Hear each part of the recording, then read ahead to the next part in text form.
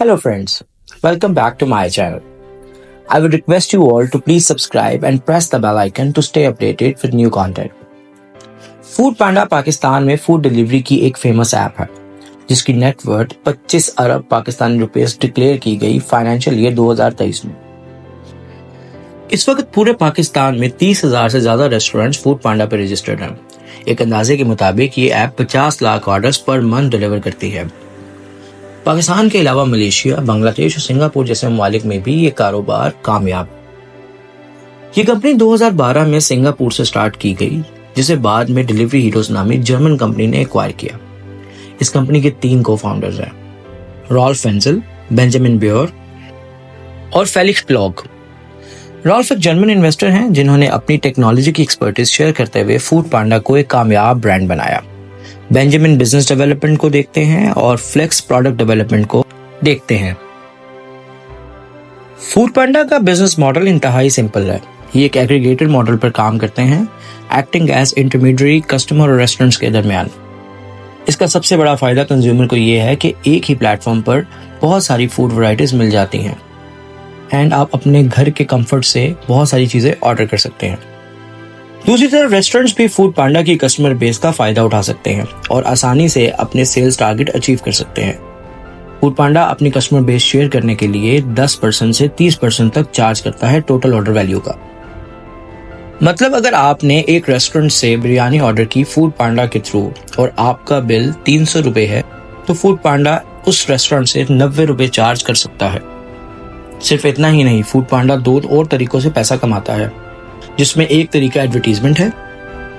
अगर आप चाहते हैं कि आपका रेस्टोरेंट ऐप पर सबसे पहले नजर आए, तो आप फूड पांडा को पे करते हैं, जिससे आपकी सेल ज्यादा होने के चांसेस बढ़ जाते हैं। और दूसरा तरीका डिलीवरी चार्जेस हैं, जो कि कंज्यूमर पे करता है। अब सवाल ये है कि पाकिस्तान, जो कि 22 करोड़ कंज्यूमर की मार्केट है, उसमें सिर्फ फूड पांडा ही क्यों सक्सेसफुल रहा, जबकि इसके मुकाबले में बहुत बड़ी कंपनीज ने बिजनेस चलाने की कोशिश की लेकिन कामयाब ना हो सकी। हम बात कर रहे हैं क्रीम नाउ, चीते और ईट मुबारक जैसी बड़ी कंपनीज की। फूड पांडा में पाकिस्तान की सक्सेस की रीजन बहुत ही सिंपल है, कंज्यूमर ड्रिवन स्ट्रैटेजीज। जी हाँ, कस्टमर के फीडबैक से अपनी सर्विस को हमेशा इंप्रूव करते रहना। हमारे एनालिसिस के मुताबिक फूड पांडा की 4 स्ट्रैटेजीज ऐसी हैं जिन्होंने इस कंपनी की सक्सेस में इंपॉर्टेंट रोल प्ले किया। इन चारों स्ट्रैटेजीज का एपिसेंटर कस्टमर वैल्यू और सर्विस ही है। नंबर 1 पे आता है डिस्काउंट्स एंड प्रमोशंस। अपने पाकिस्तानी कंज्यूमर्स के लिए डिस्काउंट्स, प्रोमोस और स्पेशल डील्स इंट्रोड्यूस करवाता रहता है, जिसकी वजह से कंज्यूमर इस ऐप का इस्तेमाल ज्यादा से ज्यादा करते हैं। नंबर 2 पे आता है exclusive partnership with restaurants and cafes. Company अपना कस्टमर बैंक इंक्रीज करने के लिए हर वक्त कोशिश करती रहती है और न्यू एडवर्टाइजिंग ट्रेंड्स को इस्तेमाल करते हुए कस्टमर्स को अपनी डील्स और डिस्काउंट्स याद करवाती रहती है। इसकी सबसे बड़ी मिसाल आजकल फेमस होने वाली न्यू सीरीज होम शेफ है। फूड पांडा की रिसर्च टीम देखा कि पाकिस्तान में बहुत सारी खवातीन घर में बहुत अच्छा खाना बनाती हैं, जिनके पास बहुत कम एंटरप्रेन्योरियल अपॉर्चुनिटीज होती हैं। तो उस कस्टमर बेस को टारगेट करने के लिए कंपनी ने होम शेफ की सर्विस इंट्रोड्यूस करवाई, जिसके मुताबिक आप घर बैठ के अपने किचन से खाना बनाकर सेल कर सकते हैं। इस लिस्ट पे लास्ट नंबर पे आता है टेक्नोलॉजी का इस्तेमाल। फूड पांडा अपनी फ्रेंडली यूजर इंटरफेस को इंतहाई इंटेलिजेंटली डिजाइन करता है।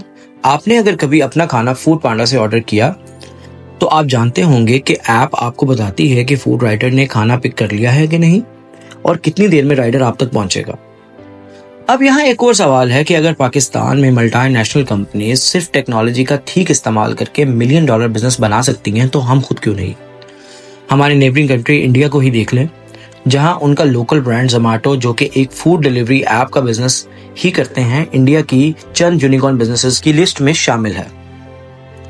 आज जोमैटो की वैल्यूएशन $20.54 बिलियन है। पाकिस्तान में फूड डिलीवरी ऐप बिजनेस में सिर्फ फूड पांडा ही अपना नाम बना सका है, लेकिन इस बिजनेस में एक क्लियर गैप नजर आता है, जिस गैप को कैपिटलाइज करके एक बड़ा बिजनेस बनाया जा सकता है।